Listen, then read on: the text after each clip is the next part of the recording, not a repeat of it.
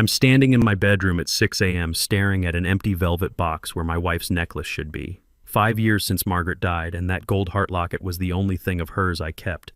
Everything else I gave away because it hurt too much. My name's Robert Thompson, I'm 67, and I thought I knew my family. Turns out I was wrong. Downstairs, my daughter Lisa's yelling about breakfast. Her husband Dave's watching TV, volume cranked up. Their daughter Ashley's on her phone complaining about Phoenix. They moved in 4 years ago after Margaret's funeral, said it was to help me through grief. That was 48 months and about $40,000 ago. Today would have been Margaret's 72nd birthday. We were married 42 years before cancer took her. I had this tradition. Every year on her birthday, I'd sit with her necklace. Remember when I gave it to her in 1983? She wore it every single day after that. I'd dump out every drawer, check under the bed, behind the dresser, in coat pockets. Nothing. That shaky feeling from the hospital when Margaret was dying starts creeping back. I head downstairs. Lisa's chopping vegetables angrily. Dave hasn't moved from the couch. Ashley's sprawled on the stairs. "Lisa," I say, "have you seen your mother's necklace?" She doesn't look up. "What necklace?" "The gold one with the heart locket. It was in my dresser." "Dad, I'm busy. You probably misplaced it." "I didn't misplace it. It's gone." She sighs, that sound that makes me feel like I'm bothering her in my own house. "Well, I haven't seen it." Something in her voice doesn't sound right. Too casual. "Lisa, that necklace was your mother's most treasured possession." "Was just sitting there doing nothing," Dave calls from the living room. "Margaret's dead, Robert. Dead people don't need jewelry." The words hit like a slap. Ashley laughs from the stairs. "Not mean, exactly. Just empty." "Your grandmother wore that every day for 42 years, I tell Ashley. She shrugs. "So? Now someone else can wear it." "Circle of life, Grandpa." I look at these three people, and something cold settles in my stomach. None of them think there's a problem here. "Lisa," I say quietly, "what happened to the necklace?" She finally stops chopping, sets down the knife, turns to face me with eyes that used to light up when she was 5. Now they're calculating. "I sold it," she says. "Desert Gold Pawn on Thomas Road. We needed money for Hawaii. My daughter sold Margaret's necklace." "You what?" "We needed $800 for the trip. You said no when I asked for money, so I found another way." No apology, no recognition she'd done anything wrong. "It was just collecting dust, Dad." I stand there and look at my daughter. When did she become this person? Dave turns around, scratches his belly. "Look, Robert, we've been taking care of you for 4 years. That necklace was payment for services rendered. Services rendered. Like I'm some charity case instead of the man paying their groceries, utilities, and car insurance. That necklace was all I had left of her." "You have pictures," Dave says. Ashley giggles. "Grandpa, you're being dramatic." I walk to my bedroom, close the door, sit on the bed. The empty velvet box is still open. I pick it up, close it, open it again. My hands aren't shaking anymore. That surprises me. I sit for 20 minutes thinking. Margaret always said I was too trusting. "Robert," she'd say after Lisa called asking for money, "sometimes people show you exactly who they are. Believe them the first time." Margaret saw this coming. Even before she got sick, she worried about Lisa's attitude toward money. I defended Lisa back then. Margaret would give me that look, loving but sad. I pick up my phone, Google pawn shops Phoenix, Arizona. Start calling. The first 3 shops don't have it. The 4th shop, Desert Gold Pawn. Harold answers. "I'm looking for a gold necklace with a heart locket," I tell him. "Sold yesterday by my daughter." "Yeah, I remember that piece. Beautiful 14-karat chain. Your daughter said it belonged to your late wife. That's right. I'd like to buy it back, no problem. Gonna cost you $900 though." $900. Lisa got $800. Now I pay $900 to get my wife's necklace back. But I don't care about the money anymore. I'll be there in 30 minutes. I drive down Thomas Road, past strip malls and auto shops, thinking about the first time Margaret wore that necklace. Our 2nd anniversary dinner at a little Italian place. She kept touching the locket, said it made her feel like a princess. Harold's a decent guy, probably my age, with calloused hands. He brings out the necklace and I almost cry. "Beautiful piece," he says. "Your daughter seemed eager to get rid of it. It was my wife's. She wore it every day for 42 years. Harold's expression changes. "Every day for 42 years, and your daughter sold it for vacation money?" She needed $800 for Hawaii. God. He shakes his head. Look, I feel bad about this. How about $850? I pay him. Cash from my wallet. Money I'd been saving for a new roof. Walking out with the necklace, I sit in my truck and open the bag. Look at the heart locket. Margaret always kept it closed. I never asked what was inside. Seemed private. But now, with trembling fingers, I pop it open. There's a tiny piece of paper inside, folded so small I can barely get it out. I unfold it carefully. In Margaret's handwriting, Wells Fargo Safety Deposit Box 247. Password, Roberts Magnolia 1983. There's more than you know. Don't let them take everything. All my love, M. I sit in that parking lot for 15 minutes, reading the note over and over. Margaret had a safety deposit box. My wife of 42 years had important secrets. Wells Fargo on Central Avenue. I've been banking here for 30 years, but I've never had a safety deposit box. The manager, Mrs. Peterson, has known me since Margaret was alive. She looks surprised when I ask about box 247. Mr. Thompson, she says, checking her computer, that box has been paid up for 5 years in advance. Your wife set it up in 2018, a year before Margaret got sick. She knew. Mrs. Peterson leads me to the vault. I give her the password, Roberts Magnolia 1983, and she opens the box. Inside is a thick envelope with my name on it and bank statements. I sit in the privacy room and open the envelope. My dearest Robert, the letter starts. If you're reading this, then something has happened to me and you've found my note in the locket. My vision blurs. I set the letter down, take a deep breath, pick it up again. I've been watching Lisa and Dave for years, the way they look at our house, our savings, your pension. They're waiting for us to die, Robert, waiting for their inheritance. I stop reading, look around the small room. I opened this account in 2018 and started moving money here. $500 a month from our joint checking. I moved $36,000 over 6 years. It's yours now. $36,000. Margaret saved $36,000 without me knowing. I look at the bank statements. Monthly deposits of $500 starting January 2018. The account balance is $47,650 with interest. When I'm gone, Lisa will start taking advantage of you. She'll make you feel guilty, make you feel like you owe her for taking care of you. You don't owe her anything, Robert. The letter continues. You and I worked for 42 years to build what we have. We earned every penny. Don't let them move in permanently. Don't let them control your finances. Be strong. Live for yourself, not for people who only see dollar signs when they look at you. Start fresh if you have to. All my love forever, Margaret. I read the letter 3 times. Margaret moved exactly $500 every month for 72 months, consistent as sunrise. I drive home in a daze. When I walk in, Lisa's in my office going through papers on the desk. What are you doing? Looking for insurance documents, she says without looking up. Dave thinks you should consider a reverse mortgage. House prices are up and you're sitting on $400,000 in equity. Get out of the office. Dad, we're just trying to help. Get out now. She leaves, but I can see the calculation in her eyes. That evening, I call a lawyer, Patricia Morrison, someone Margaret used to know from her book club. Patricia's retired now, but still takes some clients. Robert, I'm so sorry about Margaret. How can I help you? I tell her everything. The necklace, the letter, the bank account, the way Lisa and Dave have been treating me. Patricia listens without interrupting. Robert, I've seen this before. Adult children who view their aging parents as ATMs. The good news is you're completely competent to make your own decisions. The bad news is they'll probably try to challenge that if you start protecting your assets. What do you mean? They might try to claim you're not mentally competent. Try to get guardianship. Control your finances legally. My blood goes cold. Can they do that? They can try. But I can help you prevent it.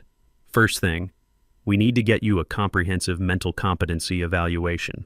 Then we talk about asset protection. I schedule the evaluation for the next week.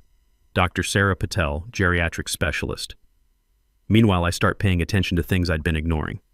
Lisa goes through my mail when she thinks I'm not looking. Dave has been using my credit card for gas. Ashley ordered $300 worth of clothes online using my Amazon account. They're not just taking advantage, they're stealing. The competency evaluation takes 3 hours. Memory tests, cognitive assessments, psychological evaluation. Mr. Thompson, she says, you're cognitively sharp, emotionally stable, and fully capable of managing your own affairs. That night at dinner, Lisa brings up the reverse mortgage again. Dad, you're sitting on $400,000 in equity. You could access that money, enjoy your retirement. I am enjoying my retirement. But think what you could do with the cash. Travel, maybe buy a condo somewhere warm. Dave nods eagerly. My cousin got a reverse mortgage last year, got $200,000 cash, still lives in the house. And when he dies, I say, the bank takes the house. So? You can't take it with you, Robert. I look at them, Lisa, Dave, Ashley, all watching me with the same expression. Hungry, like vultures. What if I want to leave the house to charity? The silence is immediate and complete. Charity? Lisa's voice is sharp. Dad, we're your family. You're my family when you need money. Rest of the time, I'm just someone taking up space in my own house. That's not fair, isn't it? When's the last time you asked how I'm doing? Really asked, not just made sure I wasn't sick enough to need expensive medical care. Ashley looks up from her phone. Grandpa, you're being dramatic. Am I? Lisa, what was your mother's favorite flower? Silence. What was her maiden name? More silence. When's her birthday? Dad, what does this have to do with... You sold her necklace for vacation money and you don't even know when her birthday is. I stand up from the table. I want you out of my house. All of you. By the end of the month. Dad, you can't. It's my house. I can. Lisa's face goes red. Fine. But don't come crying to us when you're lonely and can't manage on your own. I won't. I go to my room and close the door. For the first time in 4 years, the house feels like it might be mine again. Margaret was right about everything. Patricia Morrison has been busy. The mental competency report came back perfect.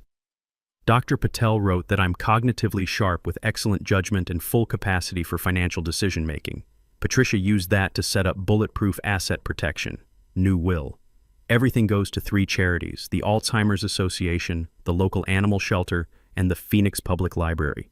Lisa is specifically excluded with a note that she's already received substantial financial support during my lifetime. New power of attorney to Patricia instead of Lisa. New healthcare directive. Everything documented and witnessed. Lisa and Dave moved out last weekend. Took everything they could carry and left the house a mess. Didn't say goodbye. Ashley hugged me, which surprised me until I realized she was checking my pockets for my wallet. The house feels enormous and quiet and wonderful. This morning, Patricia calls with news. Robert, Lisa filed for guardianship yesterday. Claims you're mentally incompetent and being influenced by outside parties, meaning me. I'm not surprised. What happens now? We go to court. But don't worry.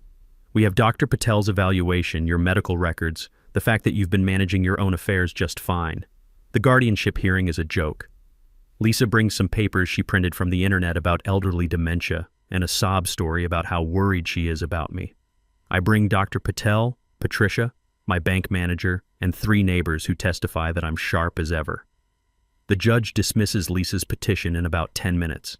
Mr. Thompson, he says, you appear to be in full command of your faculties. This petition seems frivolous. Outside the courthouse, Lisa corners me. Dad, please, we can work this out. Family should stick together. You're right, I say. Family should stick together. Where were you when your mother was dying?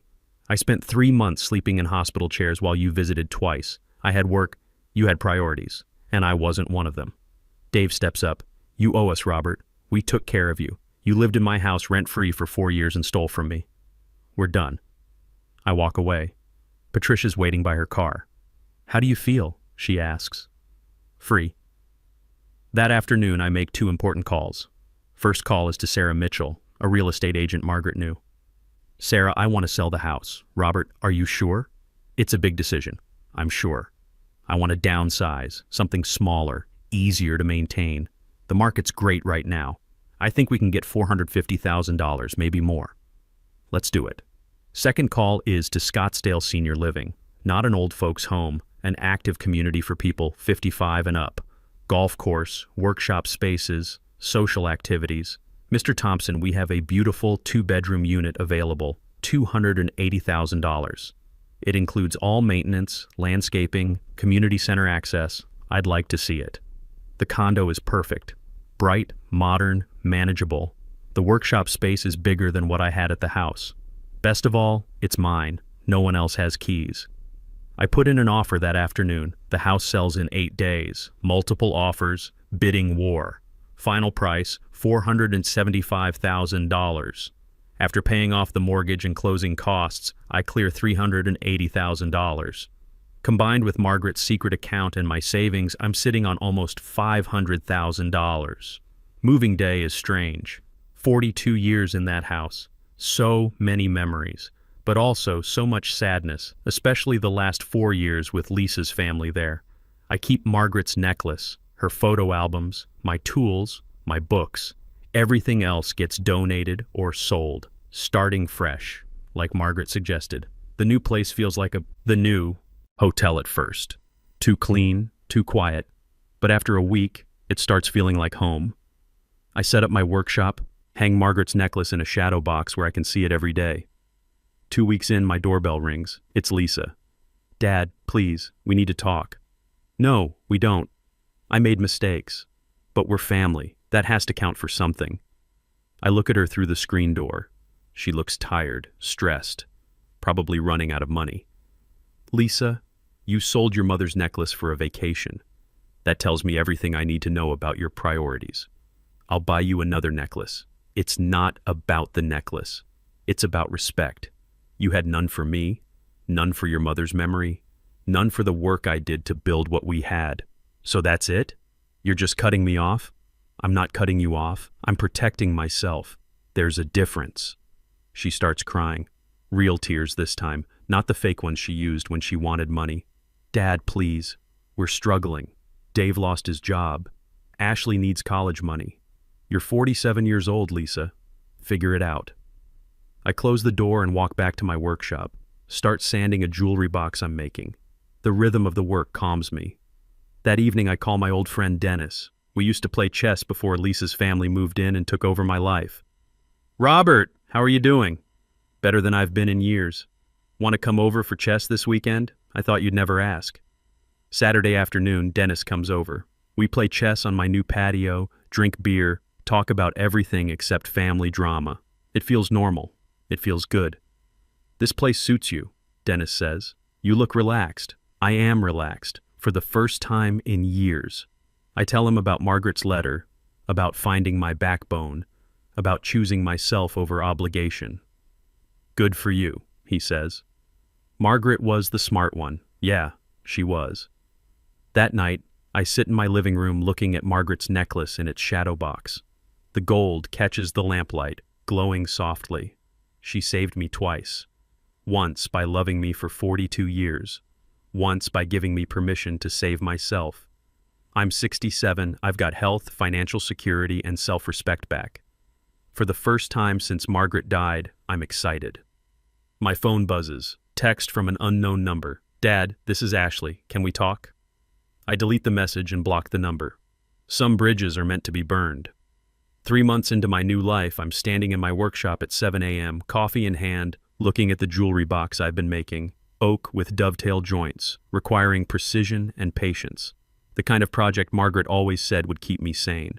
She was right about that too. I apply wood glue carefully, fit the pieces together, clamp them to dry. When it's finished, I'll give it to Patricia. Small thanks for everything she's done. The doorbell rings. Through the peephole, I see Dennis holding a chess set. "You're early," I say, opening the door. "Couldn't sleep. Figured you might be up." He grins. "Ready to lose again?" We set up on my patio. The Arizona morning is cool. Perfect. Dennis opens with his king's pawn. I respond with the French defense, Margaret's favorite opening. "You've been playing better lately," Dennis says, moving his bishop. "I've been thinking clearer lately. Amazing what happens when you get rid of toxic people." I take his bishop with my knight. Patricia says Lisa tried to contest the will last month. What happened? Judge threw it out. Said she has no standing since she's explicitly excluded. Dennis whistles. She's not giving up easy. She's running out of money. Dave's still unemployed. Ashley's community college tuition is due. Not your problem anymore. No, it's not. We play in comfortable silence for a while. Birds chirping, distant traffic, the satisfying click of chess pieces on wood. This is what mornings should feel like. Dennis puts me in check with his queen. I castle to safety. You know what I realized? I say. I spent 42 years building something with Margaret, building a life, a home, savings, memories. Lisa saw all that as her inheritance, like we built it for her instead of for us. That's the problem with inheritance culture. Kids start counting their parents' money before the parents are even sick. Margaret saw it coming. That's why she hid the money, why she wrote that letter. She knew Lisa would try to control everything once she was gone. I move my rook, threatening his queen. Smart woman, Dennis says, retreating. The smartest. My phone rings. Patricia Morrison. Robert, we need to talk. Can you come to my office this afternoon? Is everything okay? More than okay. I have news. Patricia's office smells like coffee and old books. She's got papers spread across her desk, looking pleased. Remember that property development company that's been buying up houses in your old neighborhood? Vaguely. They want to tear down your old house and build condos. The new buyers are willing to sell for $650,000. My mouth falls open. $650,000? The buyers would make $175,000 profit. But here's the thing. They can't do anything without clear title. There's a lien on the property. A what? Lisa never paid the property taxes she owed from when she lived there. $8,500 in back taxes, penalties, and interest. The county filed a lien. So what does that mean? It means the sale is tied up until the lien is resolved. The buyers are furious. They're threatening to sue Lisa for non-disclosure. I start laughing. Can't help it. There's more, Patricia says. Dave filed for bankruptcy last week. Lisa's facing a lawsuit from the buyers. And Ashley got arrested for shoplifting. Jesus, karma's a funny thing, Robert. That evening, I'm back in my workshop putting the finishing touches on the jewelry box. The wood gleams under the shop light, golden like Margaret's necklace. Margaret would have loved this. She always said I did my best work when I was calm. The necklace hangs in its shadow box in the living room, catching the evening light. I walk over, touch the gold chain gently. Thank you, I whisper. My doorbell rings again. Sarah Mitchell, my real estate agent. Robert, I have something for you. She hands me an envelope. Final commission check. Bonus clause if the house sold over asking price. Inside is a check for $2,500. After she leaves, I call my financial advisor. Jim Henley, someone Patricia recommended. Robert, how are you settling into retirement? Better than expected. Listen, I want to set up some charitable giving, monthly donations. Excellent. What organizations? The Alzheimer's Association, the Phoenix Animal Shelter, and the Public Library.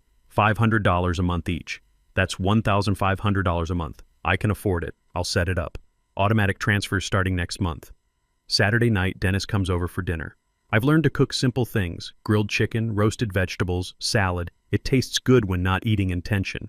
You seem different, Dennis says over beer. Different how? Lighter. Like you're not carrying the world on your shoulders anymore. I think about that. I spent 5 years after Margaret died feeling guilty about everything.